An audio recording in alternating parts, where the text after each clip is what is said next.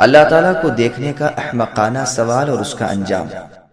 محمد ابن اسحاق رحمہ اللہ فرماتے ہیں کہ جب موسیٰ علیہ السلام اپنی قوم کے پاس آئے اور انہیں بچھڑا پوجتے ہوئے دیکھا اور اپنے بھائی ہارون علیہ السلام کو اور سامری کو تنبیہ کی، بچھڑے کو جلا دیا اور اس کی راکھ دریا میں بہا دی۔ اس کے بعد ان میں سے بہترین لوگوں کو چن کر اپنے ساتھ لیا، جن کی تعداد 70 تھی، اور کوہ طور پر توبہ کرنے کے لیے چلے۔ ان سے کہا کہ تم توبہ کرو اور روزہ رکھو، پاک صاف ہو جاؤ، کپڑوں کو پاک کر لو۔ جب وہ حکم الہی طور سینا پہنچے تو ان لوگوں نے کہا کہ اے اللہ کے پیغمبر موسیٰ، اللہ تعالیٰ سے دعا کیجئے کہ وہ اپنا کلام ہمیں بھی سنائے۔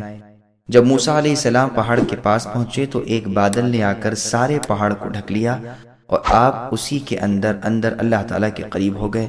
جب کلام الہی شروع ہوا تب موسیٰ علیہ السلام کی پیشانی نور سے چمکنے لگی، اس طرح کی کوئی اس طرف نظر اٹھانے کی تاب نہیں رکھتا تھا۔ بادل کی اوٹ ہو گئی اور سب لوگ سجدے میں گر پڑے، اور موسیٰ علیہ السلام کی دعا سے آپ کے ساتھ آنے والے بھی اللہ کا کلام سننے لگے کہ انہیں حکم احکام ہو رہے ہیں۔ جب کلام الہی ختم ہوا، یعنی اللہ نے بات کی، تو ابر ہٹ گیا اور موسیٰ علیہ السلام ان لوگوں کے پاس آئے تو یہ لوگ کہنے لگے کہ موسیٰ، ہم تو ایمان نہ لائیں گے جب تک اپنے رب کو اپنے سامنے نہ دیکھ لیں۔ اس گستاخی کی وجہ سے ان پر ایک زلزلہ آیا اور سب کے سب ہلاک ہو گئے۔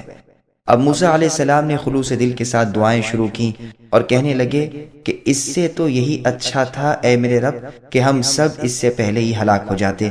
بے وقوفوں کے کلاموں پر ہمیں ہلاک نہ کیجیے، یہ لوگ ان کے چیدہ اور پسندیدہ لوگ تھے۔ جب میں تنہا بنی اسرائیل کے پاس جاؤں گا تو انہیں کیا جواب دوں گا؟ کون میری اس بات کو سچا سمجھے گا اور اس کے بعد کون مجھ پر ایمان لائے گا؟ اے اللہ، ہماری توبہ ہے، آپ قبول فرمائیے اور ہم پر فضل و کرم کیجیے۔ موسیٰ علیہ السلام یوں ہی خشوع و خضوع سے دعا مانگتے رہے، یہاں تک کہ پروردگار نے ان کی اس دعا کو قبول فرمایا اور ان مردودوں کو زندہ کر دیا۔ اب سب نے ایک زبان ہو کر بنی اسرائیل کی طرف سے توبہ شروع کی۔ ان سے فرمایا گیا کہ جب تک وہ اپنی جانوں کو ہلاک نہ کریں اور ایک دوسرے کو قتل نہ کریں، میں ان کی توبہ قبول نہ فرماؤں گا۔ سدی رحمہ اللہ وغیرہ کہتے ہیں کہ واقعہ بنی اسرائیل کے آپس میں لڑ چکنے کے بعد کا ہے۔ اس سے یہ بھی معلوم ہو گیا کہ یہ خطاب گو عام ہے، لیکن حقیقت میں اس سے مراد یہی 70 شخص ہیں۔ رازی نے اپنی تفسیر میں ان 70 شخصوں کے قصے میں لکھا ہے کہ انہوں نے اپنے جینے کے بعد کہا کہ اے نبی اللہ موسیٰ، اللہ تعالیٰ سے دعا کیجئے کہ وہ ہمیں نبی بنا دے۔ آپ نے دعا کی اور وہ قبول ہوئی، لیکن یہ قول غریب ہے۔ موسیٰ علیہ السلام کے زمانے میں سوائے ہارون علیہ السلام کے اور ان کے بعد یوشع ابن نون علیہ السلام کے اور ان کی نبوت ثابت نہیں۔ اہل کتاب کا یہ بھی دعویٰ ہے کہ ان لوگوں نے اپنی دعا کے مطابق اللہ کو اپنی آنکھوں سے اسی جگہ دیکھا۔ یہ بھی غلط ہے، اس لیے کہ خود موسیٰ علیہ السلام نے جب دیدار باری تعالیٰ کا سوال کیا تو انہیں منع کر دیا گیا، پھر بھلا یہ 70 اشخاص دیدار باری تعالیٰ کی تاب کیسے لاتے؟ اس آیت کی تفسیر میں ایک دوسرا قول بھی ہے کہ موسیٰ تورات لے کر آئے جو احکام کا مجموعہ تھی، اور ان سے کہا کہ یہ اللہ تعالیٰ کی کتاب ہے، اس پر عمل کرو اور مضبوطی کے ساتھ اس کے پابند ہو جاؤ۔ تو وہ کہنے لگے کہ موسیٰ، ہمیں کیا خبر، اللہ تعالیٰ خود آ کر ظاہر ہو کر ہم سے کیوں نہیں کہتے؟ کیا وجہ ہے کہ وہ آپ سے باتیں کرے اور ہم سے نہ کرے؟ جب تک ہم اللہ کو خود نہ دیکھ لیں ہرگز ایمان نہ لائیں گے۔ اس قول پر ان کے اوپر غضب الہی نازل ہوا اور ہلاک کر دیے گئے، پھر زندہ کیے گئے۔ پھر موسیٰ علیہ السلام نے انہیں کہا کہ اب تو اس تورات کو تھام لو۔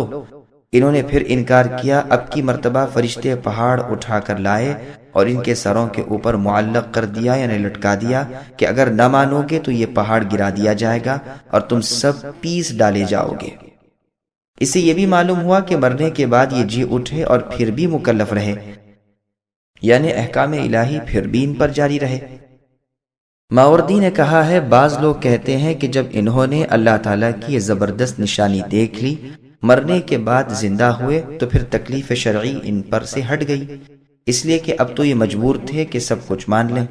خود ان پر یہ واردات پیش آئی، اب تصدیق ایک بے اختیار امر ہو گیا۔ دوسری جماعت کہتی ہے کہ نہیں، بلکہ باوجود اس کے وہ احکام شرع کے مکلف رہے، کیونکہ ہر عاقل مکلف ہے۔ قرطبی کہتے ہیں ٹھیک قول یہی ہے، یہ امور ان پر قدرتی طور سے اللہ کی جانب سے آئے تھے جو انہیں پابندی شرع سے آزاد نہیں کر سکتے۔ خود بنی اسرائیل نے بھی بڑے بڑے معجزات دیکھے، خود ان کے ساتھ ایسے ایسے کام ہوئے کہ جو بالکل نادر خلاف قیاس اور زبردست معجزات تھے، باوجود اس کے وہ بھی مکلف رہے۔ اسی طرح یہ بھی ٹھیک قول یہی ہے اور واضح امر بھی یہی ہے، واللہ اعلم۔ سبسکرائب کیجئے ہمارے چینل اور دبائیے بیل کا آئیکن تاکہ آپ کو ریگولر نوٹیفیکیشن اپڈیٹس مل سکے۔